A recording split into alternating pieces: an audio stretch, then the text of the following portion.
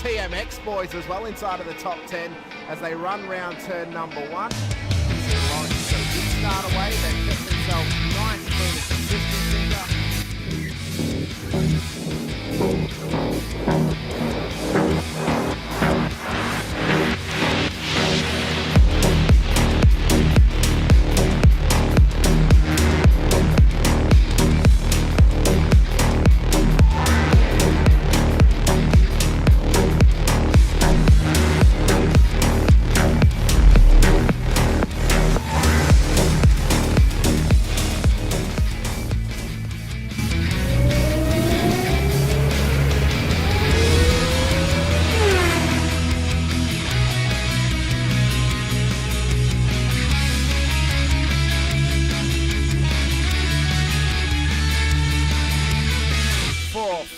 Lights, and we're underway at Suzuka for the final race of the season. It's a scramble towards turn 1 for the front runners and the whole field in behind as Mazzaroli leads them through one already. Davison and Sinise wanting to try and keep right on the tail of Doug Gowans.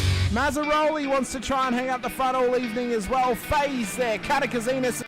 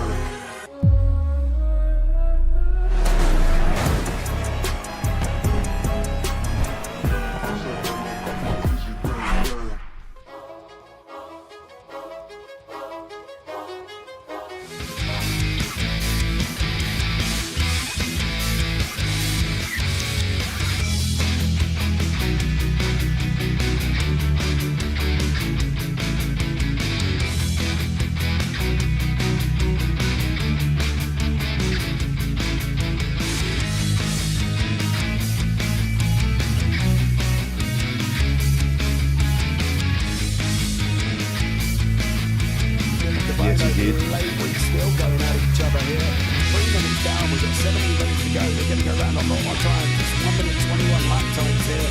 And they're not going to stop. Shen Backler fighting out as well. Ray Oliver's got Bradley Wall alongside. Looks like Daniel Harding has had some form of incident. We'll pick up on that one in a minute. But Oliver on the inside, got to come back behind it.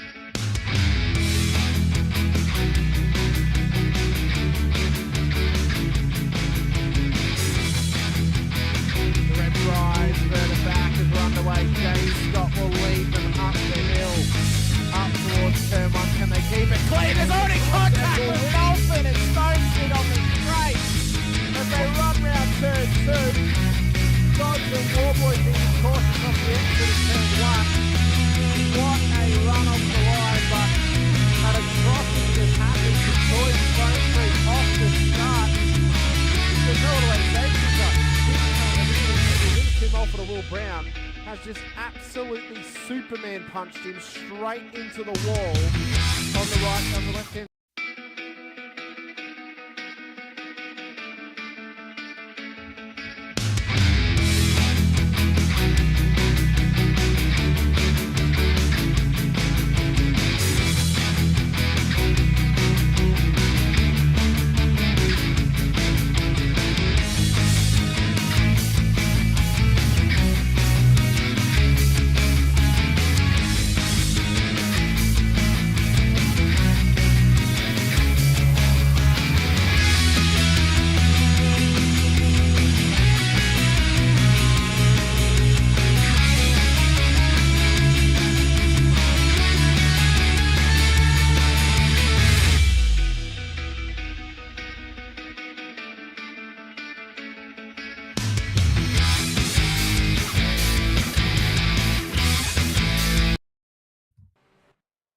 Ladies and gentlemen, boys and girls and people of all ages, it is that time of the year where it's the battle of the leagues. It's the mighty Australian Open Wheel Nationals from Moza Racing. We're in our fourth season of racing now, and the track that got chose, well, it was Algarve International, Portimao.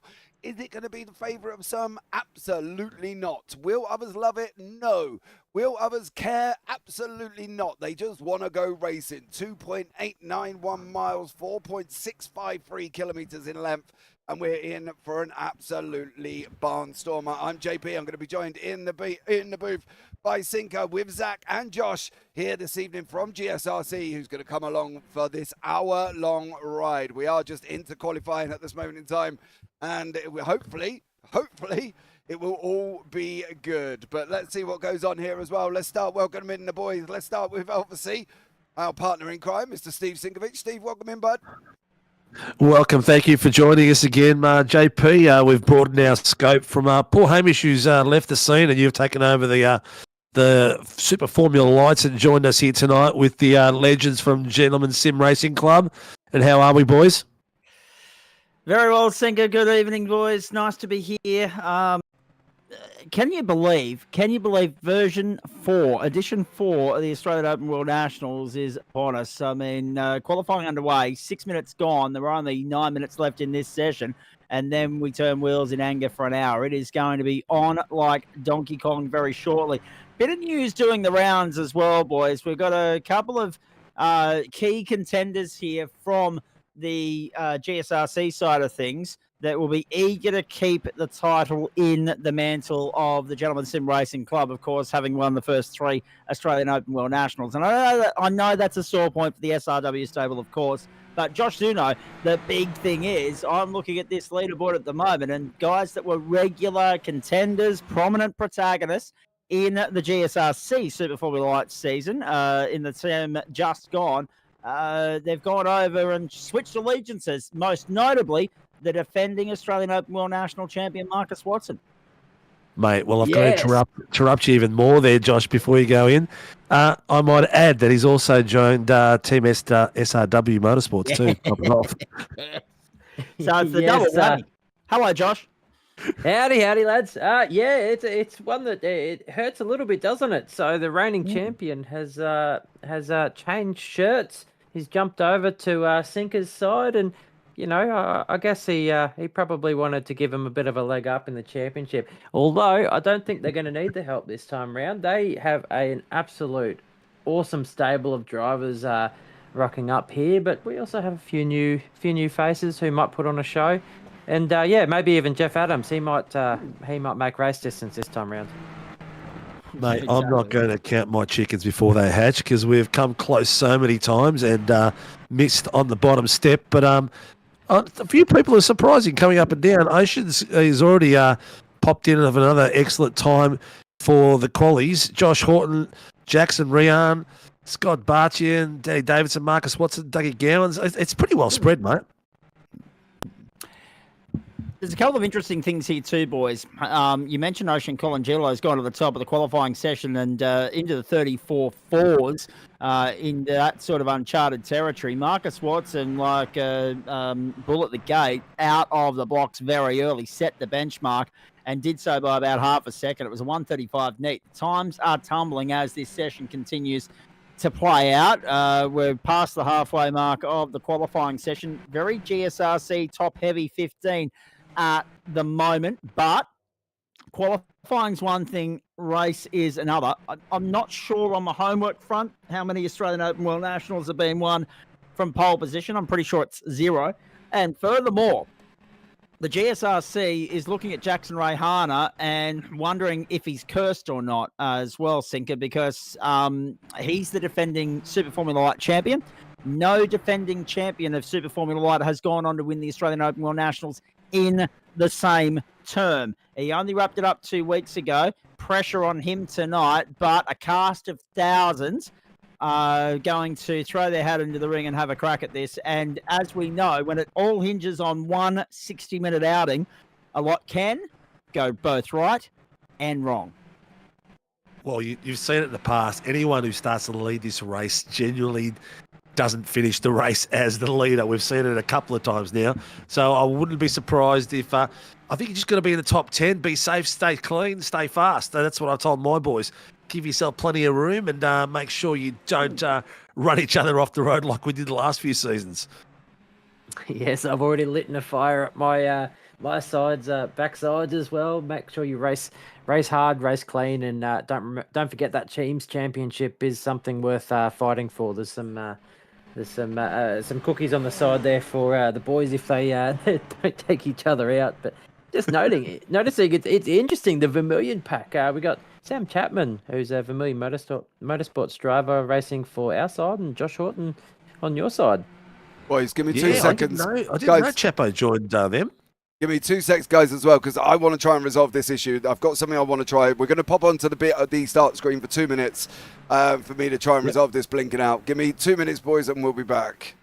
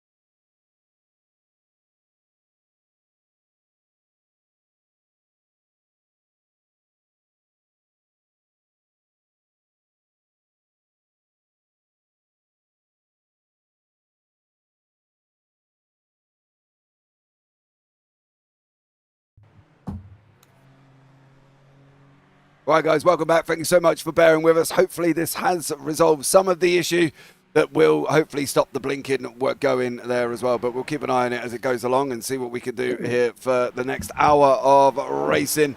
Once again, hopefully it will settle down. I can't guarantee it, but we will find out very, very shortly, I'm sure, as well. And I've still got the boys in the booth with me as well. All four of us sat here currently at the moment. They're going to hopefully enjoy this race without it looking like a picture book and coming with a free epilepsy warning. So let's see what goes on. Dak, you know, we got to do what we got to do here, son. Hopefully it should all settle down, but this should be a fun one. I'm not sure what it's like in the UK, JP, but I've often said to our Australian audiences through the platform, Gentlemen Sim Racing Club, that we're a brilliant country, a first world country with third world internet. So, no, we're used to those sort of issues, mate. No worries about that. As long as we can get through the race unscathed. If not, I'm well versed in radio commentary, so flying blind is right up my alley. And then there's obviously the third fallback, which is the art of BS, which serves me very well in another on-air job that I fulfill on a weekday basis as well. Having a look at the qualifying sheets there, boys, the time's incredibly tight. And Jackson Ray, Hana right on cue. Have a look at that. Straight to the top of the time sheets with the final lap of the session. That's the way you do it. He's on a great lap. Provisional pole position. We'll wait and see if anyone can top that. But Rayhana, I was just about to make comment about the top four being within a tenth of a second of one another, boys. But in the end, Jackson Rayhana's gone out and pipped the lot right at the death. And it's GSRC on top in the qualifying session, unless anybody else has anything else to offer up. But I think she's done. And Jackson Rayhana, the SFL champion on the platforms of the GSRC in Term 2, looks as though he's going to lead us to green. Yeah, he's done a great job there as well, taking that pole position, dude. And at the same time, it's going to be interesting here, Josh. We're going to find out what's going to go on with all of these people on the racetrack at the moment as we're coming towards gridding. Gridding has just come up. We'll give you the grid here is on the board at the moment. Jackson Rayhana is on pole position. Joshy Horton in second. Danny Davidson in third. And Scotty Bartain in fourth. Oceana Kalangio, I think, in fifth. Dougie Gowans in sixth. Sam Chapman in seventh. Then you got Marcus Watson, Tom Donoghue, Kane Ryder, Vaughan Ryder, and Madeline McGee round out the top 12. Rolling on, Brett Barker, Guy Leach, Matt Tessaria, Adam Maverick, top 16. Jason Wilkinson, Jeff Adams, Mitch Noble, Darren Fahey, then Blake Fitzpatrick, Tristan McLaren, Joshy Baldwin, and Zach Barton round out the final 24. Nick Martin, 25, Jamie Davis, 26, Thomasina, 27, Timothy Schmollenbach, I'm going to presume that is at 28, Callan Rossender, Eduardo Zamora, Dean Sinkovich, Joshy King, Kev Wakefield, Andrew Proctor, and Sam Katagazinos. And then you got RC in behind. You can see SRW propping up at the rear of the grid there, Zach. And it's going to be an interesting one. Who's going to take the whole shot right at turn one? I think Rayhana comes to Portimao with unfinished business. Josh will remember the GSRC regular season round that we had at the venue, and he had an absolute shocker. He still managed to prevail with some points because there was a fair bit of other carnage around him. He'll be keen to convert the start and buy some clear air. I'm interested to hear who the other boys are backing to get the job done tonight, though. Let's go to you, Sinka. Look, I'm a bit dubious in the front five. Those boys usually get wiped out in the first few laps. I'm thinking maybe we'll get a surprise out here. Someone like a Dougie Gowans coming through with a bit of the old Olympic glory where all the skaters fall down and Dougie just sails through and takes the cake. Dougie to do a Bradbury. Josh, I'm looking at position number 7. I'm looking at Sam Chapman as one of the open wheel national defending former champions. Can 7 prove to be a lucky number for him tonight? That is who I was thinking as well. So I really hope Jax can convert this. I don't want to put the mocker on him, but P1 from the outset isn't the place you want to be. But if he can keep his nose clean and put in a good first stint, then yeah, he might just get it done. But yeah, my money from our side is on Chapo. Yeah. The finishing pace of Danny Davison at Sebring didn't go unnoticed also, and in other rounds of the championship, Silverstone in particular. 4th different venue for the Australian Open World Nationals, boys. The Algarve International Circuit in Portimao. And this will be an absolute beauty. First blood, first bragging right to the GSRC was 6 and 4 in the top 10. And we're just now waiting for starters' orders. JP, you're the fresh one in the commentary box as far as our team is concerned for the Open World Nationals. Your first chance to call it. Who's your money on, please? Josh Horton. I've watched him all season, bro. From second. I think he's going to get it straight off the bat. I wouldn't be surprised if he gets it down into turn one. The lights are coming out. 4 lights, 5 lights. Ladies and gentlemen, the 4th Open Wheel Nationals is green, green, green. Jackson Rihanna tries to cover off. Joshy Horton go down into turn one. He's managed it so far. Coming down now as well. It is Rihanna out in front. Horton sits in second place there as well. And at this moment in time, that blinking is back. Zach, I'm going to leave it with you while I try and resolve this. You do that, and through we go. The first corners. Let's hope it's clean. Let's hope it's tidy. So far, so good. Rayhana's got the jump. They're 2x2 fairly well, and maybe 3 wide in some parts coming down the hill for the first time. But beautiful conversion off the line from Jackson Rayhana. Horton, Barchin, then Colin Gilo. Davison, Chapman making their way through. In fact, there's a big one down the back. We've got a few in the dirt. Sinka. Yeah, we've got Thomas Cedar, Zach Brown, Baldwin, all out to the back. Double waved yellows will be deployed in that section of the circuit. It'll be interesting to see if we get safety car boards and flags at any point as well. Remember, we usually do see the safety car make an appearance in the Australian Open World Nationals, such as the rate of attrition. But not just that, the intensity associated with the night, boys. Everybody goes out there with the intention of leaving nothing on the table, and it usually brings about the downfall of a few. Unfortunately, lap one is not the time to be giving yourself an invoice for the rest of the night to be working with. Through they go. First lap done. Rayhana's going to lead him back to the strike. He'll be hoping, I should say, to do that at the end of the night as well, but he's going to face one hell of a challenge here from Josh Horton. Down the main straight to turn one we go. Boys are really close down the whole tower at the moment. No one's really gapped out. Danny Davidson is the first gap out in the 5th place. He's got a 2.5 on the back of Sammy Chapman. So the boys are fighting it very clean across the whole field, which is something different for this race. Bit of a radio call going on at the moment, boys, but we'll work. We'll do our best. We'll work through it. We've got clear vision in front of us in the broadcast booth, and we've also got a timing screen in front of us, so we'll do our best to fly blind there for you. Just keep an eye on the left-hand side of your screen there as well, folks, for that totem pole, and hopefully that'll give you the lay of the land. Beautiful conversion off the line from Jackson Rayhana, Josh. Yeah, beautiful conversion, and he is defending hard. So I'm just going to share my screen for the time being so we can watch what's going on up front. But, yeah, they're not pushing out too much of a gap, and that's because Jackson is very much compromising his line to defend against Josh Horton. So put on a good show up front. Hopefully we can get the blinking issues sorted soon and catch back up. There'll be a bit of gamesmanship attached to this as well, boys, you would imagine, with regards to strategy play.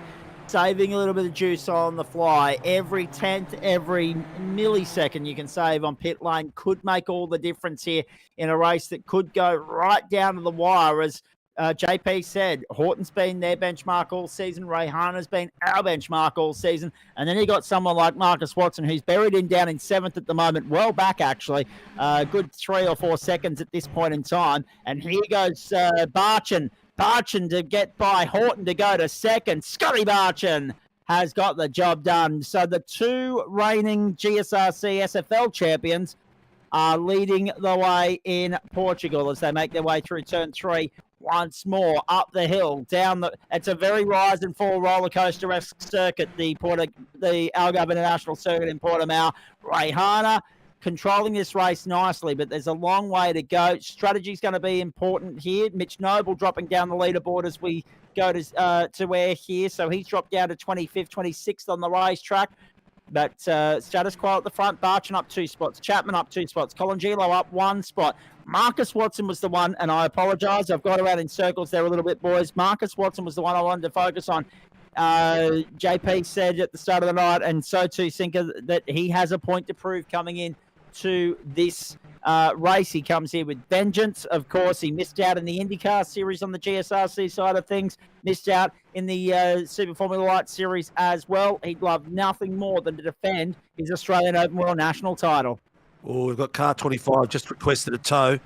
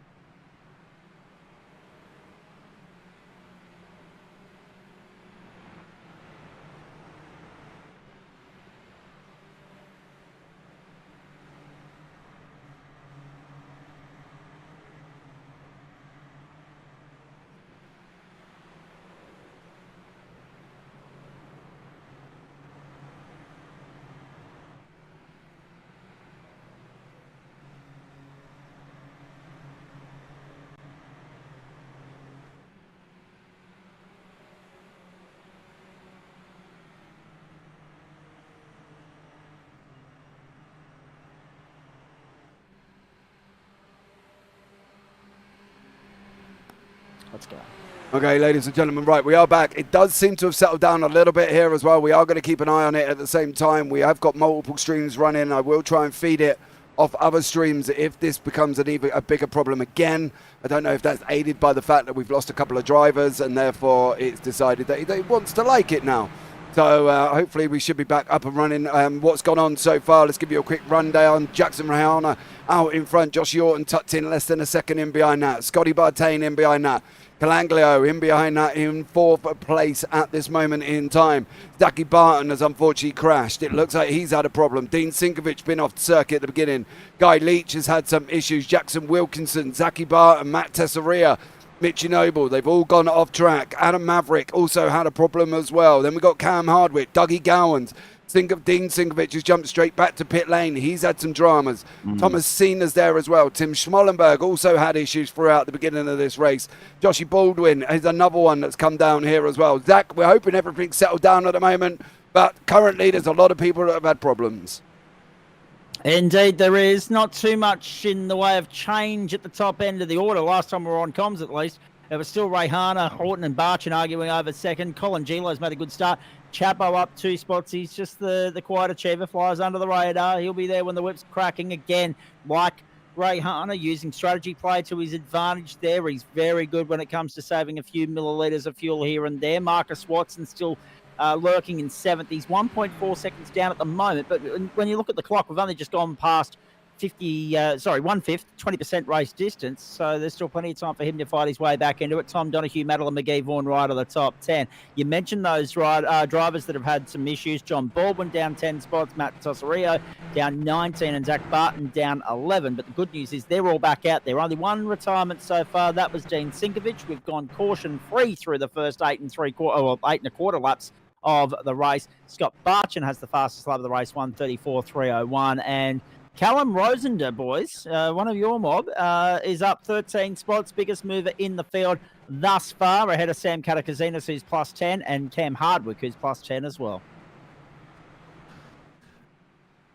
Everyone is really battling out. This backpack here have been really chunking it across each other for quite a while now, getting really, really deep and wide, pushing them.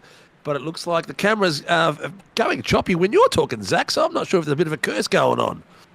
Could well be. But at the moment, there's no curse as far as we're concerned, because GSR mainstay regular, a long-time member of the club, on top of the leaderboard. But again, we're not going to, count the race done and dusted until we get to lap 60. We're not going to, count the chickens before they hatch. And Jackson Rayhana's lead is steady. That's still 0.6 of a second as they make their way around onto the main straight. Have a look at that top 5, 6 now in shot, and then make it 7 with Watson over the top as well. Down the main straight to the first corner, and a lot smoother, Josh Zuino, so far, touch wood, fingers crossed, than the issues we had here in the sprint round for the GSRC earlier in the term.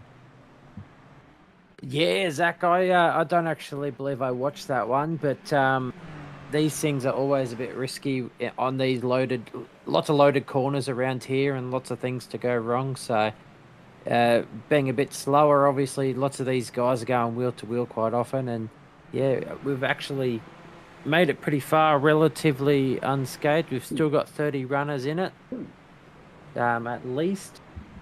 What have we got? 32 by the look of it. Yeah, 32 on the lead lap. Then there's 3, 2 a lap down and 1, 2 laps down. They're still there. They'll still bag some points, but you just about rule a line through them as far as contention is concerned. Like the betting markets are currently doing with certain AFL teams that are 16th, 17th and 18th on the ladder. They've been taken out of premiership betting odds at this point in time. Same applies to the Australian Open World National. Rayhana, Horton, Barchin, Colin Gilo and Chapman, the top 5. So that's 4-1 at the moment. We're not counting the chickens just yet. It's a very good start for the GSRC boys. I've done those chickens before, mate, and they always seem to come bite me back on the cheeks. They do, and never quite goes the way we want it to. Have a look at the weaving, the darting, the zagging, the zigging that's going on down the main straight as they head down towards turn 1. Again, tyres are up to temperature. It's not about that at this point in time. It's about breaking the toe, breaking the slipstream opportunities for the opponents around there. And at the moment, having a look down the order, so one of the Team Max Boost entries right now. There is Jackson Rayhana at the top end of town. That Max Boost entry, that might have been, was that Ocean Colangelo that we were following at that particular point in time in front of Sam Chapman? Yeah. Natalie McGee also out there for Max Boost. In fact, they're well represented throughout this field. Vaughan Ryder. That's probably the bit of news that we haven't passed on yet, boys, that we do need to pass on, and that was that Kane Ryder, whilst we're away, did pick up a drive-through penalty for avoidable contact. So, and there's also been a warning handed out for abuse of comms. So, yeah, you can tell that tempers are flaring and everyone's up and about and on edge on a Wednesday night. Yeah, everyone wants to get their little bit in. It's the first half of the first quarter, which is coming past now, so everyone should be settled in. I've just seen a couple of people that have gone through, but that is not a pit stop as yet. What are we expecting the pit strategies are going to be? Josh? I haven't actually run the numbers, unfortunately, lads. But yeah, sorry. Research is not my strong suit. I normally leave that up to you, Zach. But here I was thinking I wouldn't be flying blind tonight. But here we are. Thanks, Josh. 1 minute 34 lap times at the moment. So that's 2 laps every 3 minutes 10. So you're looking at 10 laps in about 16 minutes on that note. So 10, 20, 30 gets you to 48. And then you've got to work out the mathematics from there. So we're looking at somewhere in the realms of about 38 laps tonight. Oh, sorry, 30. That's 12 minutes and 12:40. Yeah, probably 37 laps tonight. 36 at the least if we go green all the way. What I'm not sure of, gentlemen, is what it's going to be, whether it's going to be a 1-stop or a 2-stop. And if it's going to be a 2-stop, then you would suspect that sometime around the end of lap 13, once we've passed that threshold of the 20-minute marker, the 1/3 race distance, that's when pit lane activity might just start to increase a little bit. As we pick up on screen now, a log jam of traffic down through the order. We've picked up Nick Martin and Guy Leach, Mitch Noble. Jeff Adams is in there, one of the GSRC regulars. Adam Lavis, Eduardo Zamora, Josh King. So Jeff Adams is our Formula Ford champion currently, and Adam Lavis is our IndyCar Series champion after a compelling Indianapolis. I can't say 500K because it went time certain, but yes, it was a magnificent end to the season that was. And another submission from us to iRacing for their Players of the Month. I'm just going to put it quietly. A great Indy 500K earlier in the year, won by Dan Yeoman, of course. And that was only a couple of weeks ago. Guy Leach. Spinner as well. We've got a Guy Leach. I did miss who that was. Guy Leach is the one plummeting down the order. Thank you, JP. Down 9 spots now, down to 23rd. Out of that battle pack. In fact, that battle pack is now separated a little bit because Adam Lavis, Eduardo Zamora, Josh King caught up in that, had to take evasive action, did so, kept it straight. But Guy Leach has dropped now outside the top 20. Just having a look at that top 20, in fact, boys. 1, 2, 3, 4, 5, 6, 7, 8, 9, 10, 11, 9 the count at the moment, if I've got my numbers right, in favour of the GSRC. And I believe the team's bragging rights, the 2 club championship battle is on again, yes? Oh, it always is, mate. It always is. Yeah, just an update on the points there. I'm not too sure if JP has that one working, but I can confirm the overwhelming presence of the GSRC in the upper echelon, upper end of the points is put us at 506 to 199, I believe, unless I've made a mistake on my calculations. That'll be enough. Don't need to add that graphic up then. I'm watching a little battle that Dougie Gowans and Vaughan Ryder have been having a little bit of a spell beside each other for a while. But the main pack at the moment has been the boys in the middle of the pack, 18th onwards. They've been really having a lot of fun. But the boys at the front. Oh, move at the front. Joshy There Horton. he goes. Joshy Horton's taking the inside line. Is he going to make it stick? He's come across him nice and tight. He has made it round the corner, but I'm pretty sure that Riyadh won't let that slide. He's got 0.2 behind him at the moment. First lead change of the night. It comes at the start of lap 14.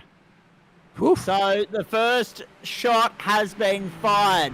The trigger has been pulled, and Horton now wants that clear air and wants to lead from the front. Good work to get by Rayhana. It's invited Scotty Barchin back into the fight. Colangelo and Davison have lost contact with the top three. So it's now a 3-horse race at the front end of town, and Horton finds his way to the top step of the summit as we edge past third race distance. 21.5 minutes down. And for the first time tonight, the Vermilion Esport entry, the Vermilion Motorsport entry of Josh Horton leads the way. So Rayhana and Horton, that's the only change so far. They start on the front row alongside one another. Rayhana led into the first corner. He led the first 13 laps. Horton's decided that it's his turn to do the same. So now we're edging closer to the gamesmanship of this race and where the strategy is going to be played out as they make their way around to complete lap 14. Don't rule out Scott Barchin either just yet, fellas. I'm still curious. There we go. There's the first shot fired. Horton goes to pit lane. So this is his first scheduled stop. So that, to me, suggests that it's a 2-stop race, boys. Horton with the fastest lap of the race, 134.128. Goes to pit lane. Oh, and what a way to do it. Lead the in-lap. Doesn't lead at the line, so Rayhana's still classified as leading all 14 laps thus far, but we have had our first lead change of the night. I'll tell you what, Scotty Barchin's not leaving much on the table there. He's putting a lot of pressure on Jackson Ryan at the moment. He is 0.2 off the back of him and keeping it very, very close. But this is right where we've spoken about this before, boys, haven't we? This is right where... Sorry, I just lost you boys there momentarily. This is right where these boys... They don't want to squabble amongst themselves. They are club representatives. They are flying the flag for the GSRC. They don't want to do what your blokes did at Silverstone in the original outing of the Australian Open World Nationals and trip up. 100%. You've got your little battle pack behind that, forming some great racing there with Danny Davidson and Sam Chapman. So two very, very good quality drivers. They know how to leave space. They know how to race hard as well. Yeah, that was also, Josh, the critical lap, and JP as well. The critical lap for 1, 2, 3, 4, 5, 6, 7, 8, 9, 10 drivers making their first stop of the night on lap 14. So it's fair to say that we're in that window now. Lap 15, lap 16 will be probably when the rest of the field comes through to cleanse itself first time through. Yeah, it's not going to be long before we start getting people through, I think, on this one. Everybody's now coming in. There's a spinner in pit lane. Accident in the pit entrance. Oceana in pit lane has just spun. Just sat right there. Literally sat. No. She needs to hold her brakes there. You can't just block the pit lane. She will be in a world of hurt at this particular point in time, Ocean Colangelo. Wowee. Can you believe that? Yes, because it was not a pit lane entry. The ref of the RC as well. Oh, she just hit someone in the pit. I'm not sure who that was that collected her on the way through. There's the initial incident. There's the initial contact.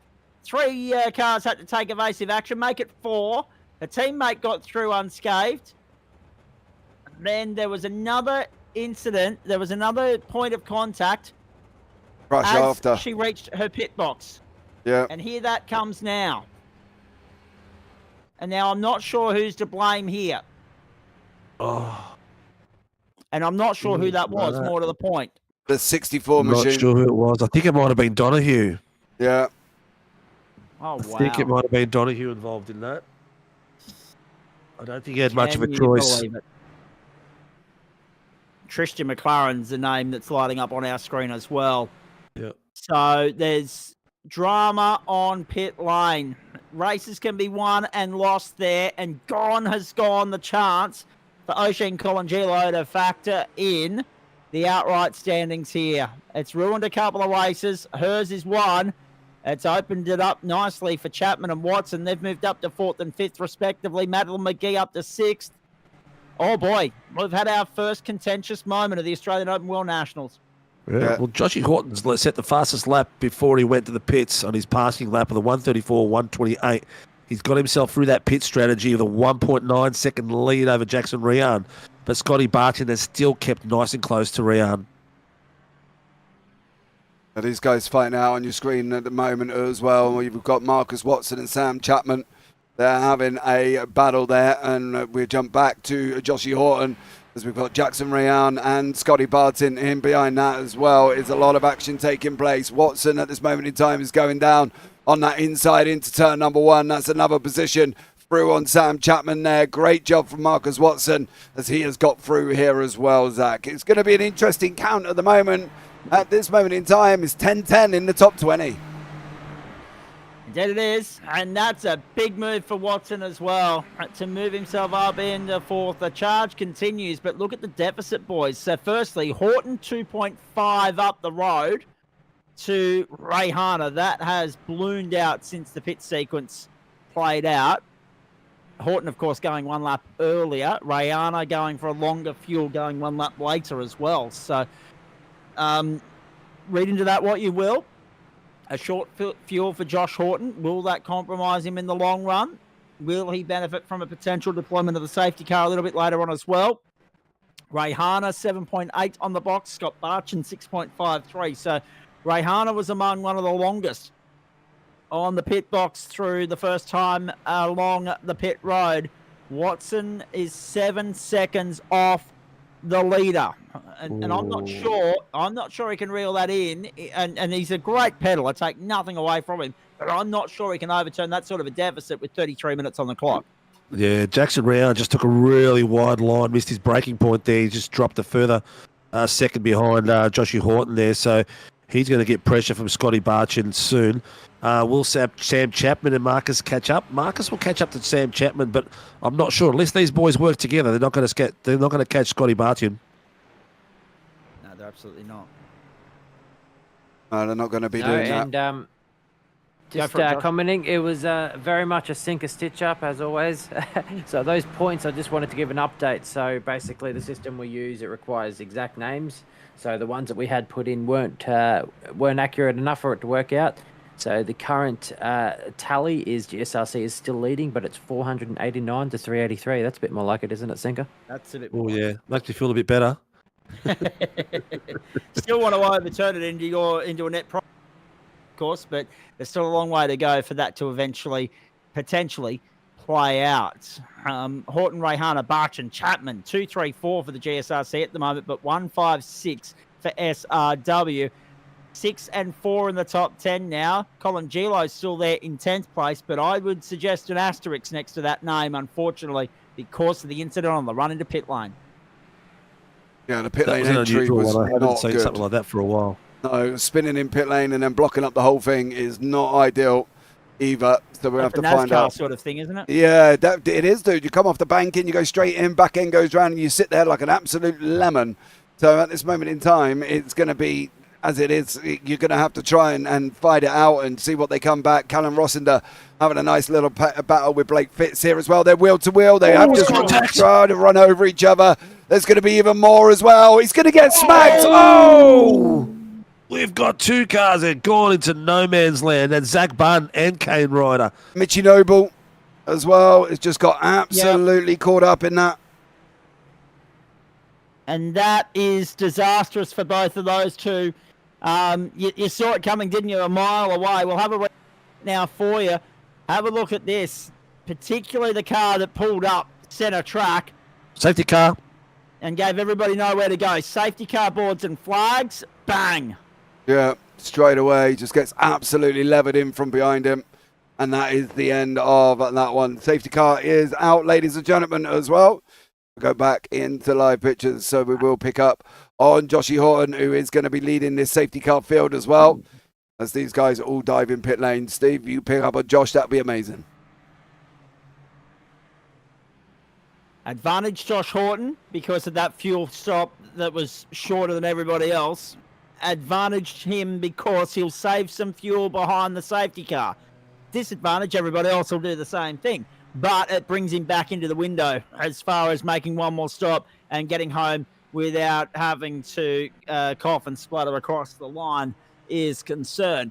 Advantage Marcus Watson as well, boys. The boys are all going in. Comes Rayhana. So both the two leading Chapman. contenders for the two respective clubs Marcus are on pit Watson. lane. Scott Barchin plays on. Chapman and Watson are in. Game-changing moments right here, gentlemen. Yep, definitely. They're all getting their pit stops in while they've got the opportunity as well, to be blatantly honest with you. I think that's probably going to be the best way for this to go here, because I think if they don't make the most of this opportunity, they are going to be in trouble. So I think for Joshy Horton, Jackson Rayana, Sam Chapman, Marcus Watson, Madeline McGee, all gone in. Vaughan Ryder, Oceana as well, Darren Fahey. Hopefully she makes it in properly this time. She does. It's going to be a job well done, I think, for these guys. Going to be a tough one for Scotty Barchin to lead out from the front here without going to the pits. It's a risky move. He was only up on the sticks for 6.53 seconds in the pits, so he hasn't taken a bigger load than anyone else. Joshy Horton was up for 7.18, so for his second stop, it's going to be very interesting to see. But the top 5, top 6, even top 7, all very fast drivers. This is going to be a mega race to the end, boys. This is going to be sensational. We've got 30, maybe 25 minutes by the time the safety car does its laps, and we're going to be all-out sprint race. And the question is, how many laps behind the safety car are we going to do? Is it going to be 1 or 2? There'll be definitely one more, because there's still people in the pits at the moment. Just coming out now. Davidson, Adams, Maverick. What are we thinking, boys? Have we got guys gambling on an extra safety car here? Is that what we're looking at? Probably. Well, safety cars breed safety cars. Agreed. They do. Doing waiver rounds as we speak. So we've got a few waiver rounds to do. There's from my calculations here, we've got 1, 2, 3, 4, 5 cars that are lap down. We'll probably get a waiver round. Mitchy Noble onwards won't. No, correct. So, and Mitch Noble still being on pit lane, that won't help him either. Yep. Blake Fitz is the last of those showing a lap down. Oh, actually, hang on. What's going on there, please? Blake Fitz, he's not moving on my timing screen. I get the feeling that he might have just had a packet loss issue, gentlemen. Yeah, he's out. Can't find him. Gone. Yeah. So that'll mean that 31 cars will be on the lead lap if we're reading that correctly off the restart, which will hopefully be, it won't be this time around, but hopefully next. And Scott Barchin will have control of the field. Brett Barker will be second, Doug Gowans, Josh Horton, Jackson Rayhana, and Sam Chapman. Guys still under safety car here as well. Much love to everybody that has joined us. Don't forget, like, subscribe, turn on the bells. That would be absolutely amazing. Going over the line, Scotty Bartain is going to lead it. Safety car lights are off by the looks on the screen. There's going to be this one, and then it's going to be back up and running. Green once again here as well, as we're going to get to, hopefully, towards a little bit further in the race here as well. Boys, who's your money on now? Everything's just been mixed up with this safety car. I've still got to back Jackson Rayhana in, because that would be, sacrilegious of me not to back a GSRC competitor. However, from what you've seen so far, I don't want to put the mock on you blokes, but you've never had a better chance than what you got right now, especially with Marcus Watson being invited back into the race, care of that safety car. The question is, what strategy is Scott Barchin running? What strategy is Brett Barker running? It is a GSRC 1-2. But those two blokes, along with Doug Gowans, along with Guy Leach and Josh King, along with Tom Donahue, they're all sitting in the top 13 at the moment, but they're yet to stop twice. Are they running the risk? Are they running the gauntlet here and hoping for a second safety car to get them out of trouble? Or are they up to some other sort of trick? I'm not sure how to read that one at the moment. I'm a little bit surprised, actually, with how early the other boys pitted, quite frankly. Yeah, I think it's going to be up to these boys to see how they can handle the pace. I think we've done our last wave around because Mitchy Noble's gone back in. Matt Tizziaro has just been waved around. So it won't be too long till we get back and going. Dare I say, boys, if we get one more lap under safety car, that might be the make or break point for a little bit of lifting coast. This could be it. Lap 21. So gone are the mathematics of the numbers that I was crunching, because I was crunching those numbers on green flag runs. Safety car is going in now. Lights out. He's accelerating away from the field, and Scotty Barchin has control. So Barchin and Barker will bring us to the line. They'll lead the field to the resumption of play under green flag conditions in the fourth running of the Australian Open World Nationals. Quick plug, cheeky plug too, by the way. Obviously, all eyes on Wimbledon at the moment once we're done here. But Monday night, the launch of Season 22 on the platforms of the Gentleman Sim Racing Club, and looking forward to that immensely. Adam Lavis and I with you from 7:25, and I'll be broadcasting from here in Cessnock once more. And we've got our GT3 staple, but we've got a new undercard, a new lead-in, a new entree, and we're looking forward to the return of the Mazda MX-5s as well immensely. Right, set for a restart. Is it our only restart of the night, or are there more fireworks awaiting us? It is the Australian Open World Nationals. Nothing would surprise us. Barchin, Barker, Gowans, Horton, Rayhana, the pole sitters sitting there 5th. Chapman's in the mix as well. And watch Marcus Watson from 7th now that the deficit has decimated. Off and racing. Rayhana weaved quickly, but went nowhere. You'll watch them all weave now as they try and warm the tyres up, get up to temperature. The run down to turn 1. Barchin leads them through. Scotty Bartain got a great run at the front there as well. He's sitting in the prime position. Barker tucked in right behind him. Joshy Horton in there. Dougie Gowans, Jackson Rayhana. Marcus Watson still in 7th place at the moment. You can see Barker having a battle. There's a big incident at the back there. There has been some major drama facing backwards on that. There's a little move on the inside. Barker and Joshy Horton. I think Horton's just gone up the inside of Barker. He has currently as well. Lots of action taking place here, Josh. It's going to be one for the masses, I'm sure, but Joshy Horton looking at making his way forward.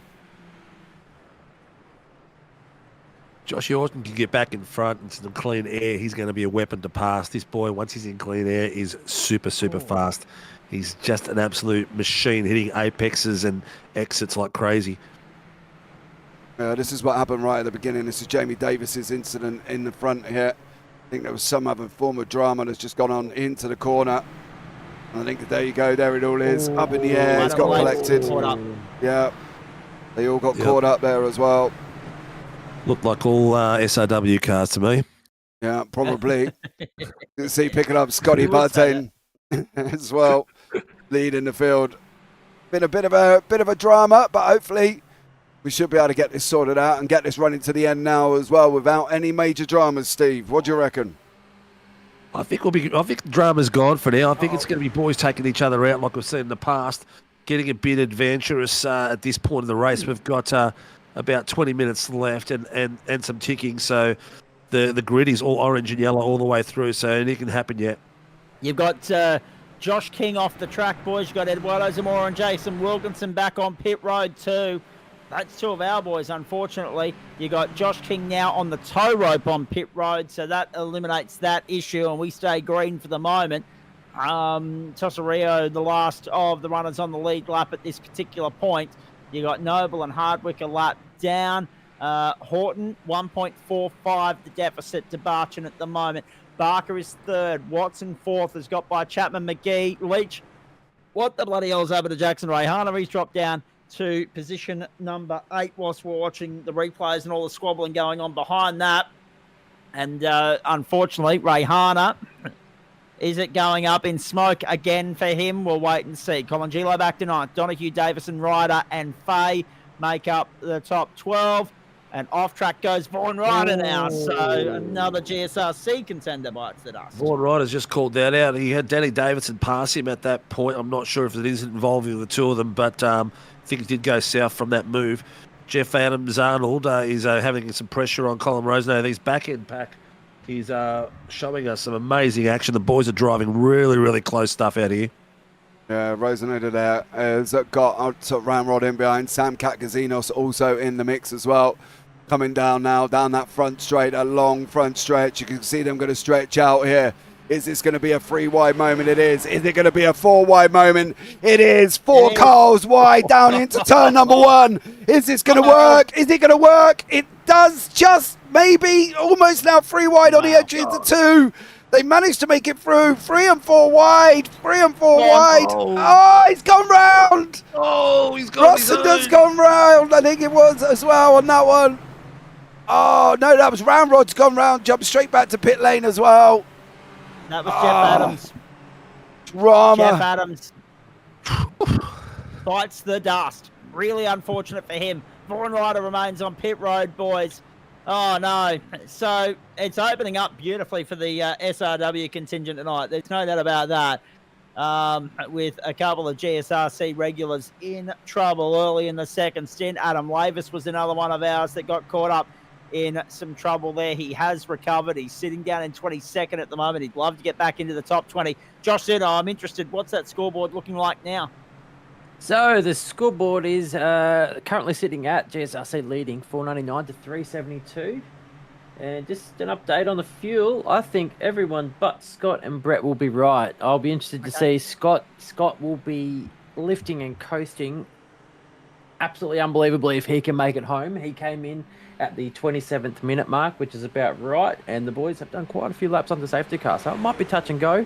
But if there's some battling to happen with Josh on his case, then yeah, it's going to be rough going.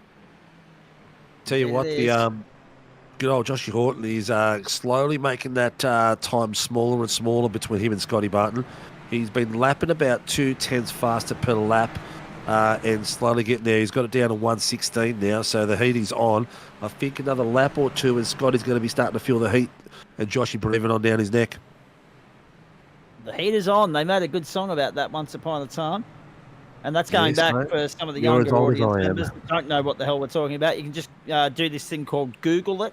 And, it's just type in the heaters on and you'll hear a banger track after the broadcast is done here. 42 and a half minutes gone. Barchett, Horton, Varka, Watson, McGee. I'm showing my age now, aren't I? Yes, you are, mate. Oh, it depends if you're as old as me and Steve, mate. That's the problem. 100. How old are you? 35 in a couple of months, boys. Feeling 100. Oh, bugger off, dude. When you get above 40, then you can moan. You know what I mean? No moaning at the moment, dude. No moaning at the moment here. No. He's the youngest in the booth, gents. We might just point that out. Oh, mate. Correct. I don't even want to see where I'm standing on that one. I'm sitting at 46. That's I'm the oldest. Cut and dry. I am the oldest. There is no. That's the only thing I'm going to win tonight. But let's get back to this race with something that is a lot better than listening to how bad my life is. I'll tell you what, Jackson Rehan is showing some good pace. He's done a 134 641 just now. So he's going faster than Chapo, and now he's just passed Chapo as well. So he's got the pressure on. He's got the bit between the teeth, and he's making his way through the pack. He's 3/10 off Madeline McKnight. Is it McKnight? How do you pronounce that? Madeline McGee, isn't it? Madeline McGee. Yeah. Going to say, Steve, put your teeth in, son. Come on, put that Dentafix glue on. What's going on? They're all still mine, mate. Only just, mate. The question is, if we get another safety car at this particular point, will Scott Barchin and Brett Barker run the gauntlet and run the risk, try and save it and do it on a one-stop? Seemingly impossible if we go green the rest of the way. Lap 26, 44 minutes gone. We're halfway through 26, so that'll get us to the end of 26. We'll go on to 27. There's still another, by my mathematics here, boys, another 10 laps ahead of us. Once we get back to the start-finish line, barring, of course, that we don't have to run down the pit lane again. Again, running those numbers, 135 and 2 is 310. And then you do that a couple of times, you get up to 15 minutes and 50 seconds. 310 times 5 is 1550. So we're inside that threshold now, but we're not far enough inside that threshold for it to be 9 laps. It'll be 10 laps and maybe half a minute of overtime awaiting us when we get back to the start-finish line as Scott Barchin leads yet another lap of this car race. Horton, Barker, Watson, Rayhana, McGee, they're all looming large. The threats are plenty in the closing stages of the Australian Open World Nationals for July 2025. Yeah, on board with Thomasina. Now having to make a move at the moment on Sam Kinakazinos. Job done. Jackson up 1 as well. He is now going to be gunning for the tail of Marcus Watson there. He's up 1.83 ahead of him, so watch this space. Pick up on that Problem battle. is the seas are parted and Josh Horton's gone. I mean, Horton's 5 seconds up the road. 3 seconds up the road from Watson and 5 up the road from Rayhana. So it's a long way back for both Watson and Rayhana at the moment. Eliminating Barchin and Barker from the fight, of course, because we seem to be of the belief that those two are coming down pit road once more. Well, correct my thoughts here, guys, but 27 and a half minutes is when Scott exited the pits. And given a little bit of lee room for the extra lap, we might have done 6 minutes behind the safety car and a little bit of lift and coast. Yeah. There's definitely potential there. possibly. So Yeah, I look, wouldn't be it's complaining gonna if be you one can of get the it home, Josh. Yeah, I mean, a fourth on the trot would be great, and great to see Wouldn't it? Scotty get it done. He's been a quiet contender, plugging away, as well as in the FTL series as well. So Actually, it just jogged in my memory. I'm not sure if I heard this correctly, but Sinka, didn't you agree to do something untoward if your mob got up? Oh, you mean take a nudie run? Yeah, I'm pretty sure I heard. Did I hear that on the reveal of the circuit choice correctly? Mate, Yes. I'd be quite happy to do a nudie run down to freezing temperatures in Melbourne. But the only person that's going to be very disheartened and very sad about that is my wife, because she's going to be the only one that sees it. I've got Scotty Barchin on the camera at the moment. Just wanting to see if we can hear if he's doing any fuel saving at the moment. See if his strategy is still flat out, or whether he's thinking about that fuel saving at the moment, because his pace is not showing that. His pace at the moment is a 1:34.575 last lap and a 1:34.518 for Joshy Horton. So there's a second gap. Joshy's just about to get into the toe. Yeah, I don't think he is, to be blatantly honest with you, Steve. I think he's running full flat, listening in on him at the moment. There's no real drama for Scotty Bartain. He's just running as he is normally here as well. Horton now below that second mark. We're going to pop down to Madeline McGee. She's got a queue of cars in behind Guy Leach, Sam Chapman, Danny Davidson, and Tom Donoghue there as well, Steve. So we can jump on to Madeline McGee. There you go. She's got everybody in behind her. Guy Leach as well, all sat there chasing her down at this moment in time. Sam Chapman, Danny Davidson battling it out at the moment. I can tell you, update at the moment, it's 9 to GSRC, 11 to SRW in the top 20 currently as well. Josh, I'll be interested to see where them scores are at, especially with it being 11-9 in the top 20. Yeah, 470 to 392. So just Still given too the far. There's too much of a overwhelming gap there, mate. I still don't like it. I think I'm going to have to put some... What do they put on? They put on duck fat on your body to keep yourself warm. yeah, so dare I say it's just the a 6 to 4 in the top 10 where the overwhelming amount of points is coming from. So Correct. 470 to 392. It's not over yet. Yeah, there's a move in behind. Sam Chapman looking at the inside there. Madeline McGee, Danny Davidson, Guy Leach, Sam Chapman. See Chapman in the background weaving around here as well. Trying to get this job done currently, trying to move his way forward. SRW needs some more people in that top 10. Darren Fahey, 2 seconds back away. Dougie Gowans, 4 seconds. Tim Schmollenberg, 6 seconds back as well.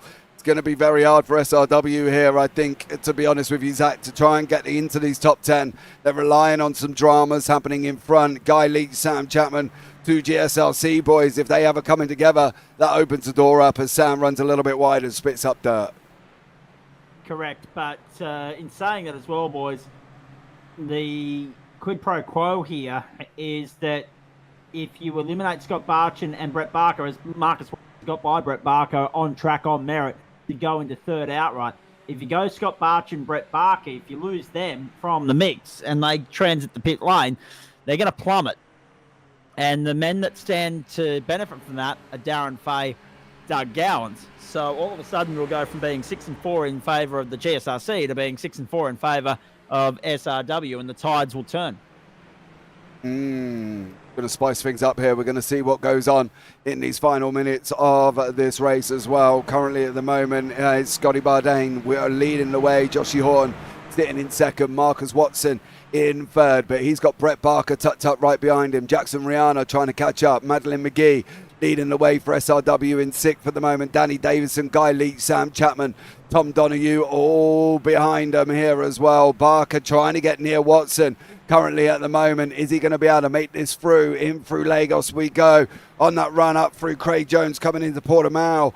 And at the moment, Marcus Watson is holding station at the front. It's not Barker. He can't get near him. He can't get into that second draft here to try and get that draft round that final corner. That's going to be the run for Barker at the moment. Is he going to be able to do this? Is he not going to be able to do this? Is Joshy Horton just broken into the 1 second mark of Scotty Bartain as well? It's going to be a spicy one at the front currently as well with Josh Horton trying to get onto the back here, Zach. Is he going to be able to do this, do we think? Is he going to be able to take the win for SRW? But Joshy Horton getting onto the back of Scotty Bartain. It's got himself lining down up to beautifully for you 8 guys now. at the moment. 9 minutes to go, boys. It's about 7. Oh, actually, well, let's have a look. Danny Lap Davis just got 31. himself a drive-through penalty. Yeah, TD's in Oh. pit lane as well. Tom Donahue is in pit lane at the same time here. Sam Chapman, Guy Leach have just swapped places.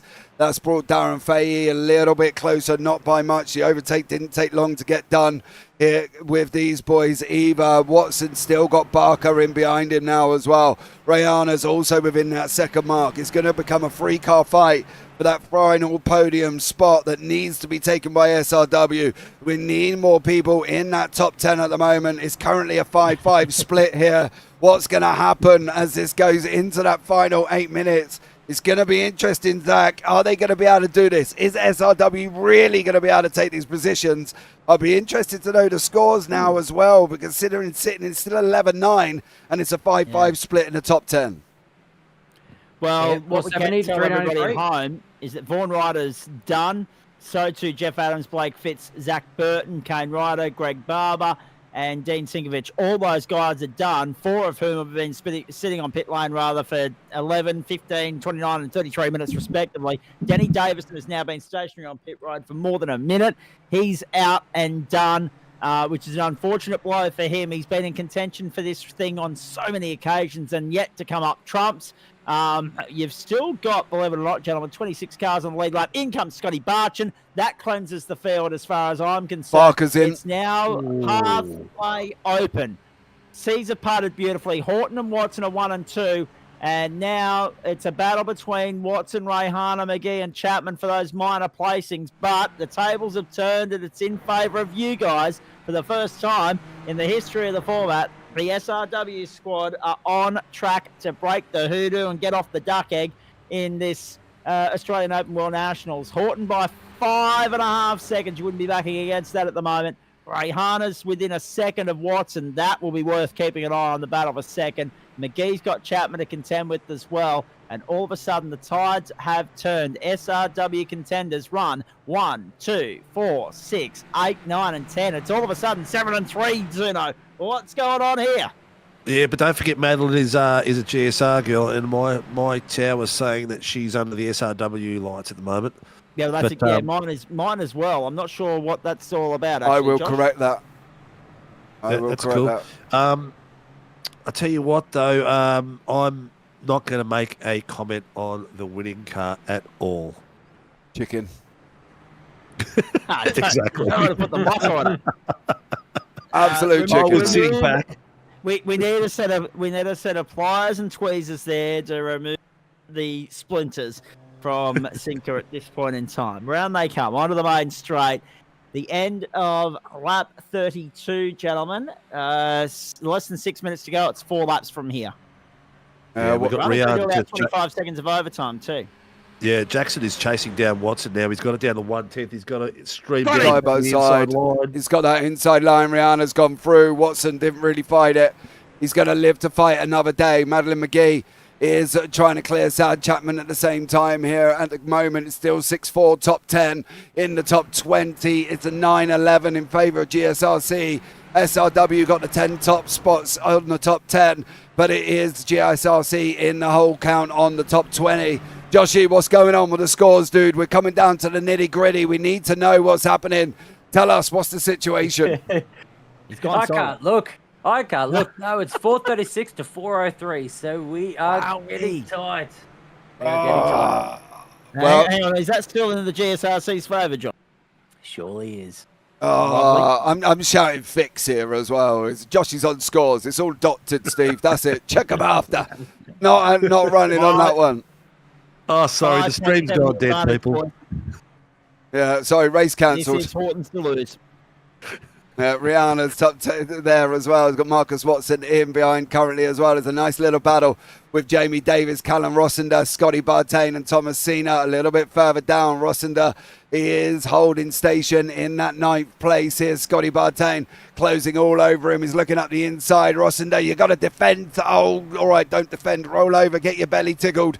And unfortunately for Callum Rossender, loses that place without little defence for Scotty Bartain. Tom Cena's now going to sit there going, are you going to let me through as easy as you did here once more? Let's find out what happens. We need some people up in the top 20, and at the moment Dougie Gowans is the only one close enough, but he's 3 seconds back from Guy Leach. He's a lot further back than he really wants to be here as well. But Jackson Rihanna has got Marcus Watson tucked in right behind her at the moment. Watson doing the job, trying to get that second place done here. Is he going to be able to do this, boys? That's going to be the question. Scotty Bartain running side by side with Jamie Davis. Is he going to be able to hold this as well? He's not. You can see Rihanna still not got past. Watson, still not got past Rihanna. Davis climbing all over the top back of Scotty Bartain here, Zach. Can Scotty Bartain hold on? Time will tell. It's a very, very dicey point of the motor race. There's no doubt about that. But right there is the battle that I'm interested in. The battle between Watson and Rayhana for second and third. It could make all the difference as far as that point score Josh Zuino was elaborating on is concerned. But we are 3 minutes away, gentlemen. We are 2 laps away from Josh Horton taking SRW to the top of the summit. Doug Gowan's off the road at the moment as well. Gowan's in trouble and plummeting down the order. What sort of an impact is that going to have on the outright standings as far as the point score is concerned? We'll find out very shortly. 2 laps to go. He's towing. The Australian Open World Nationals. Dougie Gowans out. Oh, Rihanna's in pit lane. Oh, wow. Well, there you go. It's done. Rihanna's in It's all pit done. lane. Rayhana's on the pit road and out of juice. Oh. Can you believe that? Oh, And Sam my Chapman has done goodness. it again. He's got himself on the podium. Yep. This will be a third. This will be a third podium for him in the Open World Nationals, will it not? Yes, it will. I think you're spot on there, mate. That's not that's including the championship as well. That's including the win that he grabbed at Silverstone, the first one. Yeah. Cena's in pit Noting lane. that, of course, Phillip Island hosted the last one. That was won by Marcus Watson, who's traded teams in the off-season. The one before that, Jack O'Donnell, who no doubt will be tuning in tonight, got the job done at Magello. So, yeah, Chapo at Silverstone in the inaugural running of the Australian Open World Nationals. But this guy's been your saviour tonight, gentlemen. What a sensational performance from him. Boys. And what a recovery from Marcus Watson as well to move up from 7th to 2nd. I want to point out something as well. SRW have had 4 drivers go in pit lane. GSRC have had 2 drivers go in pit lane. That's going to mix it up down the back end of the field as well. You can see Kat Kazinos might just come out. Rossinder's there as well. It's going to be a top 10, 10-10 split in the top 20. It is unfortunately currently a 6-4 split in the top 10. So there needs to be more drama. But at the moment, I think GSRC are going to have this on teams. But Josh Horton's going to go in pit lane. George in pit lane. Horton has got in pit lane at the end. Is this Chapo's moment? Marcus Right flag in Watson. the air, gentlemen, one more time. Oh, Watson Come on, now. let's go. Marcus McKee's Watson has in got the all lead the as pressure in the well. world. Marcus Watson's going to lead the white flag. He's there. Madeline McGee's gone in. One of each team have dived in pit lane in the final lap here. But it Tristan is McLaren Marcus too. Watson. Tristan McLaren's in. Madeline McGee's gone in. Everybody didn't do enough. They didn't do enough. Darren Fahey's dived in pit lane as well. What the hell is going on? You'll Scott say, Barton's oh, back to Shiana's fourth, in. gentlemen. Oh, another one's in. There is This is massive lifting, ridiculous. coasting. Massive lifting coast from Marcus Watson. Can Chapo get him? Oh, Well, the margin. Have a look at the margin. The margin's come down to 1.2. It's plummeting at the moment. Watson is lifting and coasting. You're right, Zuino. Chapo might just be about to save the day for the GSRC. Have a look at this. So Watson, of course, won the Super Formula Light Series on the platforms of the Gentleman's Sim Racing Club. Now he's got Chapo breathing down his neck. The Fuel Master is within striking distance. We're into the final sector. We're into overtime. I don't want to look at the leaderboard yet. I don't envy Josh Zuino. That calculator's absolutely He's about round. to explode. We're 2 Round the corners final from home. corner. It's half a second. It's less than that. Can Watson hold on the fuel side? Let's wait and see. Watson's going to come down the hill. He's going to do it. Well done, Marcus Watson. He's going to hold on. He's going to hold on. No, he's not. Chapo's going to get there. Oh! Can you bloody well believe it? Chapo has got Watson. It's cruel for Marcus Watson. It's history for Sam Chapman. Oh, you've got to be kidding me. Oh, what an On the end. top of the GSRC. Chapo's a two-time Australian Open World National Champion. Oh my goodness! Watson spluttering there as well, all the way through. It's going to be interesting to see how this is going to finish off. There's more people to come over the line, mind you. Look at Cena with Ross in there at the moment. Nicky Martin's in there. Martin's trying to dive up the inside. This is going to go all tits up towards the end here. Poor old Josh, he's going to have to do some scores. I don't even know what he's going to score here because people are spluttering.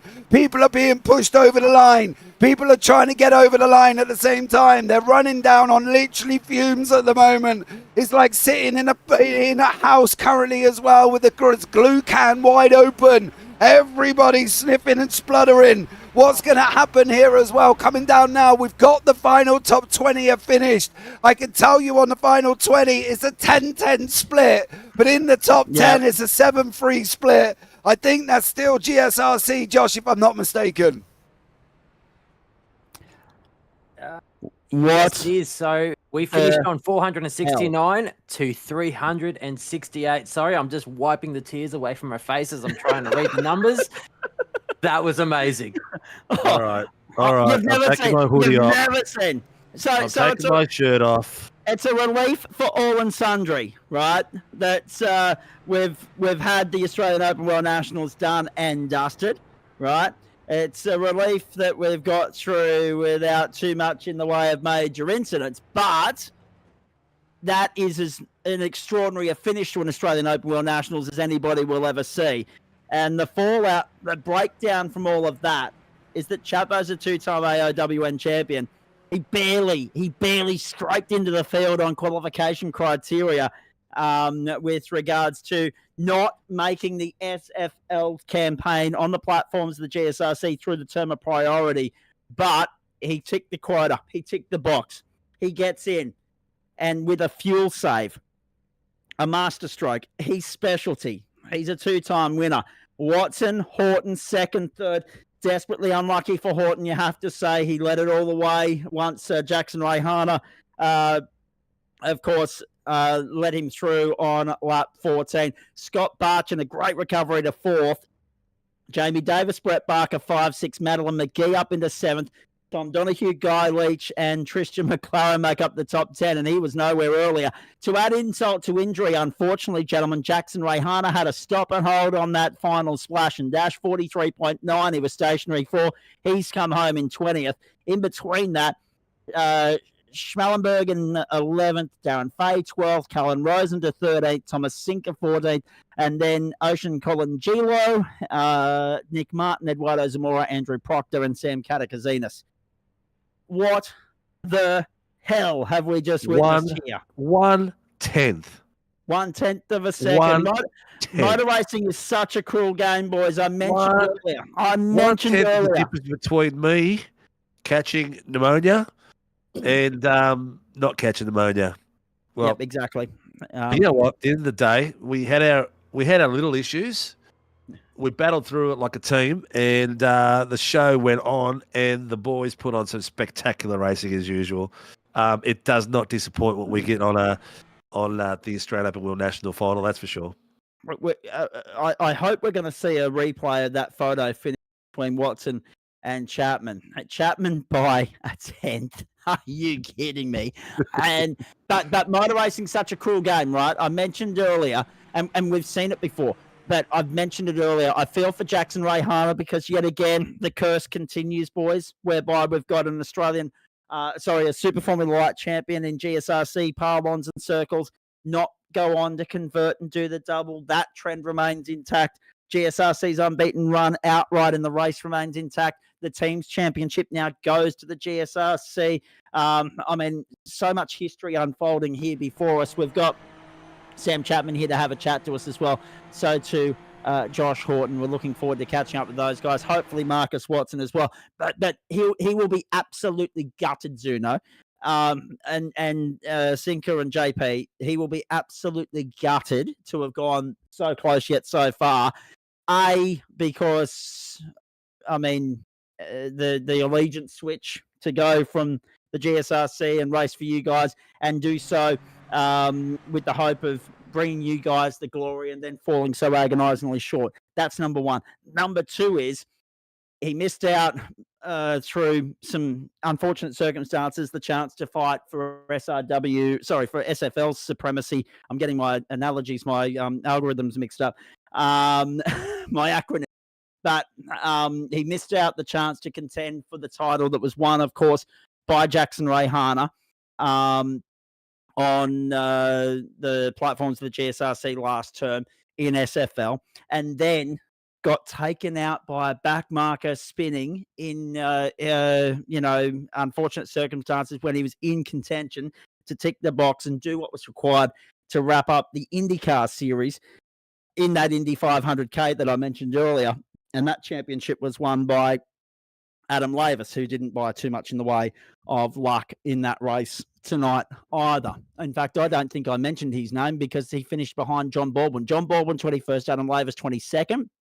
Kevin Wakefield, Jason Wilkinson, Matt Tesoriero, Josh King, Mitch Noble, and Cam Hardwick, Doug Gowans made up the field. Denny Davison will be classified on 75% race distance, and everybody else, forget about it. They unfortunately are not classified. They are listed as DNFs tonight.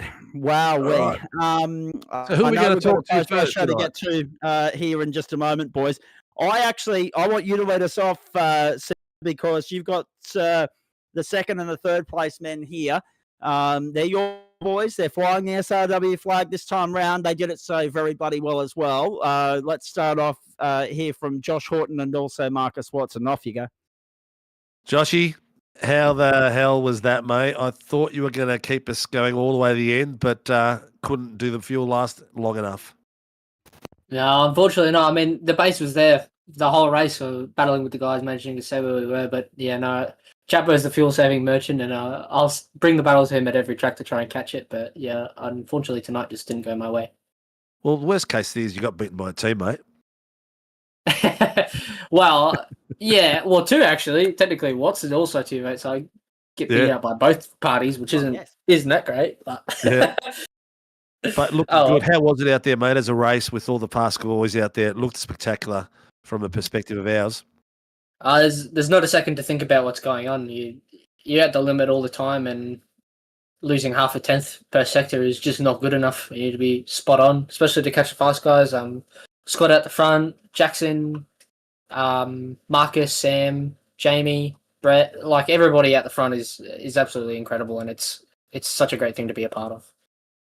That's good to hear, mate, because it puts a smile on my dial. I'm sure it puts a smile on Joshy's dial as well when we come up with this. And thanks to Dougie Gowans for planting the seed. But, mate, fantastic season. You had an average season in SRW. You spent a lot of time off track.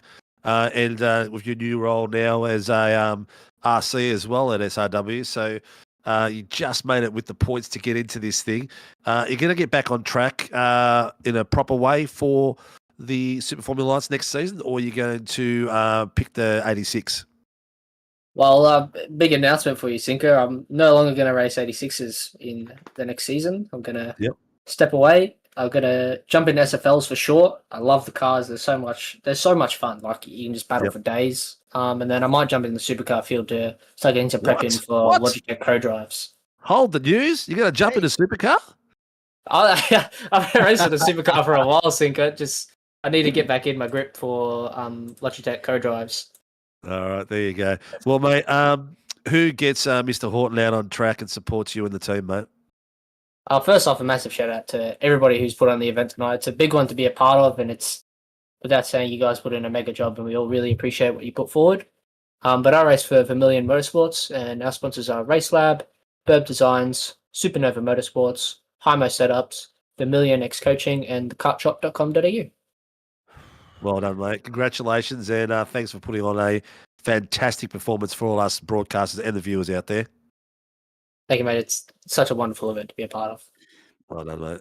Sinka, I just want to jump in at that very point in time, and I know we were about to hear from the runner moment, but it was very poignant the point that Josh Horton made with regards to having teammates in every sense of the word. Yes, it's a teammate that's won, but for the opposing club, and it was a teammate that was running second for the same club. So yeah, I can understand why the allegiances are there in every sense of the word, somewhat multiplied and tied very much this evening, and he wouldn't be alone in feeling that, because obviously the two clubs are so well interversed and immersed within one another now, in the sense that we've got a lot of drivers that run SRW's SFL offering, but also the GSRC's SFL offering. I mentioned Doug Gowan's, Danny Davison. We've seen plenty of names pop up there throughout the course of the season, not least the guy you're about to have a chat with in regards to Marcus Watson, who finished second tonight.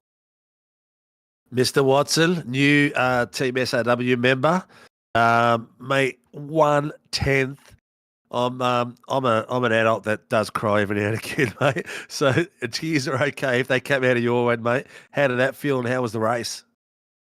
Yeah, well, first of all, it was an awesome race. Like Josh was saying, an honor to be a part of such an amazing event. But the race was so up and down for me. Like, I feel like I should be a little bit more almost upset for losing the win like that.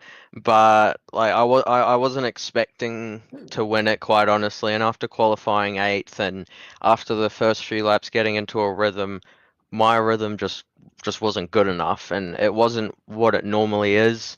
And I think this was just a bogey track for me. I struggled through testing as well, but I just kept my chin up and kept pushing on, and the safety car brought us back, and people crashing in the pit lane, which seems to be like a theme lately. It's happening in every race I do, but just little things helped us get up the order. And I'm not one to fuel save, but when I saw how close it was after that safety car, I was so hard on the fuel save, and I was honestly expecting Josh to make it, because he's awesome at fuel saving, and I knew Chapo was going to make it. He's always good at fuel saving, and I had a feeling Josh was going to make it, but when I saw him pit and I was leading, I was very surprised. Was that your oh my god moment? Was that the moment where you thought, have I done enough with the fuel? Have I done enough to keep Chapo away? Yeah, I knew I hadn't done enough, because I was looking at my fuel calculator out of every single corner. It was almost like looking behind as a newbie in go-karting. Like I was looking behind every lap, every corner, making sure that my fuel was coming down. But it just, to be honest, I wasn't saving enough, and it really come down to saving 2 more corners after that safety car and putting on the fuel save a little bit earlier, and I would have made it. Well, mate, it was an excellent effort, mate. It was a great race. Sometimes you just got to be at the right place at the right time when it comes to safety cars, and you were, which was awesome. 1/10 of a second is what you got beaten by. So, mate, that is not much, but unfortunately, that's the difference between first and second. Congratulations, and fantastic running tonight, mate. And welcome to Team SRW. We're just sitting here biting our fingernails and none left. Mate, who supports us and gets you out on track, mate? Include your family. Yeah, well, firstly, I'd like to thank my family and the whole broadcast crew and everyone at the GSRC and SRW. They're both amazing clubs and amazing clubs to race for and a part of. But I would like to thank, I race for SRW Motorsports, and I would like to thank their partners and sponsors of Moza Racing, Warren and Brown Tools, Grimm Industries, Phoenix Driver Development, and Shunt Sceneries. Well done, buddy. Well done. Well, congratulations on the second step of the podium, mate. Looking forward to see how you go next season round for this, which is going to be epic at SRW. And Zach, I'll handball it off to you. But Zach, I don't want to be sitting here for half an hour, okay? I can make it 40 minutes if you like. I mean, round it up to 10 o'clock. That's a nice number. 1 o'clock in the United Kingdom, of course, well, we've only got to wait until 10:30 Eastern time for Centre Court at Wimbledon to be up and firing for day 3 of the championship. I rest my case. No. We will make this short and sweet because there'll be plenty of banter to be had off air once this is wrapped up. Well done to Marcus Watson. Well done to Josh Horton. Horton, of course, also mentioned the Logitech code drives. It would be remiss of us not to mention that quite a few of these drivers, Chapo included, will be backing up on Friday and running around GT3 style at Spa in the latest round of the ASRG series. As well, the Gamesman GT Pro Invitational. So good luck to all and sundry there. And looking forward to calling that one from Grenfell in southwestern New South Wales as well. Chapo, welcome into you. What the bloody hell is going on here? I mentioned off the top, and Josh Zuino can back me up on this. I mentioned that we were looking at you as a potential dark horse. You were starting 7th. Is it going to be a lucky number? Turns out it is, but in the most remarkable way possible. You wouldn't have dreamed of snatching that at the death the way that you did, the way in which the seas parted. The contenders ahead of you started peeling off to pit lane, except for one on an extraordinary fuel save that coughed and spluttered only 200 metres from the line. Yeah, what a finish that was. Yeah, 7 has turned out to be a lucky number. I started in 7th last time, Zach. So that's when I saw I was 7th on the grid, I sort of had a bit of a grin and went, "Oh, okay." But yeah, bloody hell, what a race. Just a fair fight to start with. But dropping off that pack ahead a little bit, just sort of caught them up, but bits and pieces of traffic in between, and yeah, of course, then it came down to the safety car. So filled her right back up, put fresh tyres on it, and was looking at the numbers and went, "Oh, this is really, really close as to whether or not this can be done." So about 36 seconds lost in pit lane. So you can go very, very slowly if you want to make it to the end. With what, I don't know how many laps remaining. I think it was about 17. So yeah, that was quite the race. And then going into the final couple of laps, I realised my race was with Marcus, and he's done a fuel save here and there before, so wasn't entirely surprised to see him go around for another lap, but yeah, was surprised when I saw him sort of shedding time, because I think I had about 3 seconds to make up in that final lap. So yeah, coming around that final bit, it was just, well, it's just down to fuel now, and yeah, that's how it ended up, the Formula V finish, Zach. Yeah, exactly right. And a photo finish as well. The question that I was umming and ahhing with was when the safety car was deployed and the amount of people that went to pit lane. There were those that gambled, stayed out, were, I guess, praying for a second safety car so that they could come and have a free pit stop. Then there were those, including you, that decided to jump in, grab the top up, and run the gauntlet. It worked for you, but quite a few, unfortunately, had to go in and make that third splash and dash. Wonderful news for you. Not so for them, but that's the cutthroat nature of where that safety car fell and how long it lasted. Because, again, had that been an extra lap, so many of those guys remain firmly in contention, mate, including your teammate Josh Horton, of course. Oh, yeah, absolutely. Josh was flying. I was sort of looking at him ahead and going, oof, if he's actually got the fuel, it's game over, because he was absolutely flying tonight and did a brilliant job in the race. But yeah, from the get-go, I sort of decided, well, where I was, with the number of fast cars there, that was going to be my race as to whether or not I can win. So from the get-go, I started saving, and you would see me drop spots left, right, and centre. I think I started about 3rd or 4th after the safety car, and I was about 9th or 10th, sort of, about midway through that stint. But it was also good because I'd saved so much that about midway through the stint I could go nearly flat out. So by the end of the stint I was pushing and actually ended with a little bit of fuel extra because I'd sort of overdone it to start with, and I was a little concerned. I was like, oh, now I'm stuck behind a pack. So if all these guys have done a good job on the save, I've sort of oversaved here. But fortunately was able to get through and make the moves where it counted. Got lucky in bits and pieces. Obviously, poor Jackson, his curse continues. I saw that happen in front of me and just went, oh, mate. That just sucks. Can you shed some light on that for me? Because we have not seen that incident yet. He went from being a contender to not off that safety car restart. Yeah, so it was a car. He was just right behind a car that just locked a brake or shifted down too quick, and they went around, and he got stuck on the outside, and I was able to take the inside because I was about half a second behind. So it was. It was a luck of the draw on the timing with that to some degree. I don't know whether we would have had the fuel, but once again the curse continues for him, and it's unfortunate because obviously we know how quick he is in these cars. So yeah, unfortunate for Jackson. And yet again, we have an Australian Open World National champion that, well, wasn't the GSRC regular season winner, but more than that, I mean, as I said to the boys at the end of the race there, you only ticked enough boxes required to meet the criteria to qualify for this. It was not your main assignment throughout the course of this term. You dedicated your time elsewhere to GT3, to Porsche Cup, but you still got it when it comes to the open wheeler, mate. Well, I got my 3 rounds in. I almost dropped off the final round as well because I was going, well, there's a championship in the Porsche, and like that's, obviously that went to the proverbial. But fortunately, I did that final round, got my 3 ticked off, and was able to start.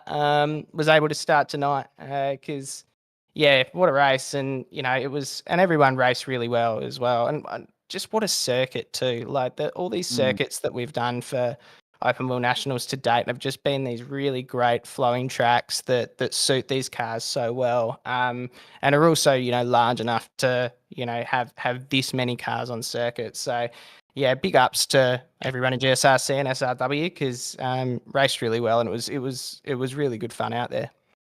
I'd like to just point out one mistake, Zach, you've made. Yeah. You need to refer to Sam Chapman as the 2-time Australian Open Wheel National Champion now. Correct, I do. Yes, you're right, 100%. So, and the first 2-time Australian Open World National Champion as well. Well played. I'll pay that. I'm inadvertently scrolling through some stuff here as we go, gentlemen, and I just want everybody in this room to sit and appreciate for the moment. And there are a mix of Australian and English sports fans here in the room, which is why I say it. On this day 2 years ago, Johnny went for a walk. The rest is history. I'm, of course, talking about Johnny Bairstow at Lord's being stumped controversially in the Ashes. Now, Chappo, let's straighten up and finish with you, mate. Again, you've made history. You've cemented your place in the history books. So you win you're yet to win. I'm pretty sure you're yet to win a Super Formula Light series on the platforms of the Gentleman Sim Racing Club. You've won a few other things, of course, but now you've got 2 Australian Open World Nationals. That probably carries more weight to it. You've flown the flag for the club, secured them the team's bragging rights in this initiation of, or this instalment of the Australian Open World Nationals as well. You've now got to come back and defend the title. We don't have SFL on our regular offering next term. So I want to know at this particular point in time, what does it mean to get the job done again, to fly the flag for the club, to lead from the front and get the job done on a night where strategy and race smarts really came into it a little bit. And I know one of the riders actually pointed it out in the comments in Discord that it was a really brain smart race from you. I think that's probably a very good way of putting it. So what does it mean to be a 2-time AOWN champion? Snatching it out of SRW's grasp at the last possible second. And I also want to know how much juice was left in the tank when you crossed the line, please. Yeah, obviously it means a lot. It's it's as we've said, I haven't always had luck in my normal championship exploits, but fortunately I've been able to get it done where it counts in a couple of these events. So it does mean a lot. Obviously, it means a lot to bring it home for the club as well. It's a club I've been a part of for a long time, and it really enjoyed racing for. So that does mean a lot. It probably does mean I might run the 3 races next season and not overdo it as well. Maybe it's just it wears you out if you overdo it. And that seems to be the way. So we'll see how that tracks. And then as far as fuel goes, as I said, I overdid it a little bit. I ended with about 400-500 mils on the line, at least that actually, because I was able to do a few burnouts at the end of the straight. So, I was rubbing it in now. Well, I mean, it would have been rubbing it in on myself if it had been 2 tenths less. But yeah, had just sort of oversaved by that point, so I was just pushing for those final laps, going, "Oh my god, I've actually got heaps." But that was good, fortunate. And then as far as leading from the front goes, it's not often you lead from the front for only a second of the entire race. That's right. But as you know, Zach, that's the way I like to race, to surprise at the end. So very, very happy with that. A bit like less pressure if you only got a lead for 1 tenth, isn't it? Was that sorry? Sorry, Sinka? There's less pressure if you only got a lead for 1/10. Yeah, exactly. There's less time for me to fumble in the lead. So, it's the worst thing if I'm leading a championship or something, because there's plenty of chance for me to fumble it. Fortunately, if, I'm only there for a tenth and it's on a straight, it doesn't give me too much chance to throw it away. So, stoked with that. And, what a great finish, and congrats to the other guys that were up there too. Great racing. A bit like Dunedin and Red Cadeau in the photo finish, the Melbourne Cup. They hit the line, a photo finish, nothing in it was the call from Greg Miles. It was a bit like that again tonight. You didn't lead a lap. You didn't lead a full lap. A bit like Chaz in the 2014 Bathurst 1000, only led that last sector. Those sort of stories are in folklore. They're magnificent for the race winner. It brings about a fair amount of despair and disappointment for the runner-up. But in every great story, there's always a winner and a loser. It's unfortunate. Now, I've got the old messenger dinging here, and I'm wondering if it's people that we're doing the broadcast with. Yes, it is. It's hello to Joshy Zuino, by the way. I'll get back to him in a moment because he's got point scores for me in just a moment, and I know why he's messaging, so appreciate that, mate. Is that to tell you to Chapo, blinking stop talking and get on with it, Zach? Yeah, most likely. You waffle master. Jesus Christ. Come on, Zach. I'm getting older by the day. Big chat from you, JP. That's out of control. Just one second. You got to control the booth. Sit on into the shave. We'll be here all day otherwise. I will have everybody in this room and on this broadcast know that I have been praised in the past for my ability to pad. And it's nice to know that is still serving me well, that skill set. Chapo, save me here. What's next for you, please? God's sake. How are preparations for Spa on Friday night going, for starters? And then, because that's the GC Pro, but then what does next week look like for you as well when the GSRC season gets back underway? Yeah, so I'll have to do a few more laps for GT Pro. Obviously, this has gotten a little bit in the way, so I've done a few more laps for this than I have for GT Pro at this point. But the boys have done quite a few laps, and they're sorting out a bit of a dock. Obviously, there's been an update on Tuesday, so that will change things up. We'll have to decide what car we use, or that sort of thing, over the next couple of days. But of course, looking forward to that. Potentially wet, potentially dry. We don't know, so we'll see where that goes. Should be a good race. And then from GSRC perspective, the only thing I'm definitely locked in for is the VSAC. Obviously, I'm very excited that they're back on the platform, and I'll be attending those. Not as excited as me. Oh, I'll give you a run for your money. But it's other than that, we'll have a look at GT3. We'll see how we go. I think Lewis is tapping me on the back to keep doing GT3, but we'll see. And I might just fill in here and there. As I said, I've not got huge amounts of time at the moment, and I prefer to be able to spend a little bit more time at work. So we'll see on that. Bit of NASCAR as well. Got NASCAR on Sunday, the Australian NASCAR Championships. So that's going, and we'll try and get into the 12 there. We've got a really good team in that with Lewis and Fitz and some other Conti boys too. So a little bit on the horizon there, Zach. The boys got up me for the rent. I wasn't allowed to go half an hour. I feel 15 minutes is a good deal met though. So on that note, final comment from you, Chapo. Some thank yous to all and sundry. anyone that's played a role in securing Australian Open World National number 2 for you? Yeah, absolutely. So obviously, Josh and Sinka for, and everyone else who's been involved in getting this together. Like, what a great event to get, the two, what would be the largest leagues in Australia together to have this event and have this race. Just great fun. All of you guys, obviously, in comms, the GSRC in general, obviously, along with their sponsors that keep it going, like some of them that have been around for a long time, like Waste Options and Spreyton and that sort of thing. Trophy AI as well, supporting that supercar series and the merch store.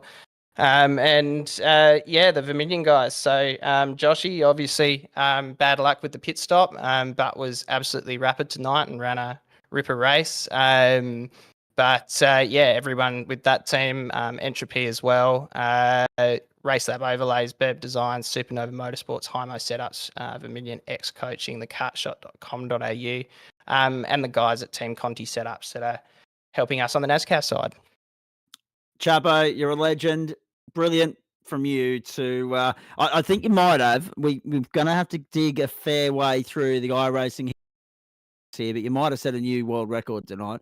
The least amount of time in the lead of a motor race to still be crowned the race winner. Extraordinary effort from you. Well done. Hard luck to Marcus Watson, but well done to you. Can't wait to see you come back and defend the title again in about 13 weeks from now. But enjoy the spoils of victory, and we'll catch up on the GSRC platforms next week, and maybe even the ASRG ones on Friday night. Cheers, fellas. Well done, Jack. Congratulations, mate. I am going to hand back to the SRW crew via Josh Zuino, who will give us the final points breakdown, of course. Gentlemen, another memorable night here. It'll be remembered as the fuel race by all and sundry, those that witnessed it. Nowhere in the realm of as much attrition and carnage as what we've seen in the past. But plenty of drama, plenty of excitement, plenty to keep us on the edge of our seat, captivated and compelled from first until last. And we're sure that Australian Open World Nationals number 5, where, the SRW crew will look to break the hoodoo, will be equally as compulsory viewing as it was tonight. Just extraordinary stuff. I feel for Marcus Watson. I feel for Jackson Rayhana, but I'm delighted for Chapo. That is an awesome result from him. That ASRG event, that 3-hour GT Pro race at Spa is Friday night. And then, of course, the GSRC season gets back underway on Monday, and looking forward to that immensely. Well done to Chapo tonight. I'm going to go and enjoy what's left of my dinner, have a nice cold one, sit back and watch some tennis, boys. I don't know how you lot are planning to spend the rest of your night, but that's how I plan to spend what's been a wonderful Wednesday night with you lot. Well done. Josh Zuino, anyone that we want to thank from the GSRC side of things before we hand back to the SRW crew, and hopefully you've got those final point scores as well. Go for it. Yeah, so thank you, Zach. So the GSRC did take out the teams championship tonight. So we ended up with a score to the GSRC of 469, and SRW finished on 367. So I would like to absolutely thank each and every one of you that rocked up and participated in the prequels. The members, the races, this is why we do it. Just want to thank everyone for getting involved and, putting on a great show for everyone. So that I don't think we could say any more that hasn't been said about that finish. That was ridiculous. But a lot goes into making these things happen. And yeah, big shout out to everyone that's led a hand. So Dougie is the main man that does a lot of the work behind the scenes, as well as me and Sinka, as well as JP broadcasting tonight. As well as Adam on our side assisting with the cast, but also a massive thanks to our sponsors. So, the guys that help keep our league going. So, might chuck it over to Sinka here, but thank you guys, and what a great cast. Thank you, mate, and thank you to both of you for doing a stellar job tonight. We had the cards up against us to start with, but as a team that we've become, we've come through with a shining light at the other end. It's been an absolute honour to do the Australian Open World National with you boys. I've seen a lot of clubs come and go, but the ones that seem to stick around, the ones that are about more than just racing and collecting dollars, that are ones that are based around a community spirit and a love for the racing and a passion for the sport. And I think that's one thing that's very important that GSRC share with Sim Racing World. We're both very passionate about our community. We're both very staunch believers that we want to have clean, fast, hard racing within the rules. And we don't muck around with it. And nothing better than a big thank you to your team, mate, for joining us and planting this seed of Dougie and then having it grow to where it is. Viewers need to keep their eyes open because it will continue growing. It'll be we aim to make it the pinnacle of open wheel sports in Australia, if not further. But I'm going to start taking some hoodies off and some clothes and do my little nudie run. But because I've been ripped by 10 seconds, 10 tenths, 1/10. But spectacular racing to all the drivers, and hats off to all of them. And the boys that come in here week in, week out with both leagues supporting us, because without the drivers, we are pretty much nothing. We're just a couple of guys sitting with microphones in our hands that we might as well be commentating netball. Not that there's anything wrong with that. No, not at all. Special thanks to Shunt Sceneries, to Warren and Brown Tools, PDD, Phoenix Driver Development, Moza Racing, and to all the drivers and to you legends out there. JP, thank you very much for taking us. Our season will be starting in about 2.5 weeks, so keep an eye out for the SAW socials. We've got a few new things that we're going to be doing. The announcements for the series will come out in the next 48 hours. I know everyone's been badgering me and asking me where we're at. This was very important to get done and finish off, because it's the way we finish off our seasons. But JP, boys, thank you very much for another epic night. Oh, sorry, what? I dozed off. It's all right, mate. I just checked to see if you're awake. Zach sent me to sleep. I thought he was telling me a story. Bless his little cotton socks there as well. Right, guys, I was going to wrap it up. Time if you've got time. Mate, I've got so much to do, and you're like a springboard, aren't you? No wonder you talk a lot on GSRC. Jesus, blimey, governor.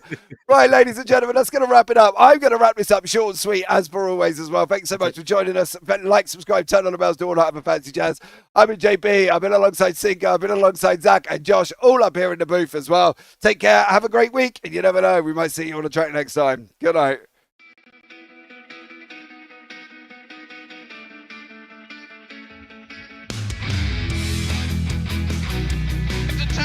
This is amazing. I was clash heads again. This is like Chaz Mostert and Cam Waters. Almost the same situation. Better contact going down to the hill. Sam Noble wants to snip on Dave Coleman now. Sam Noble bottle right now because, tell you what, Bruce Tanak and Jamie Dyson just absolutely drove away.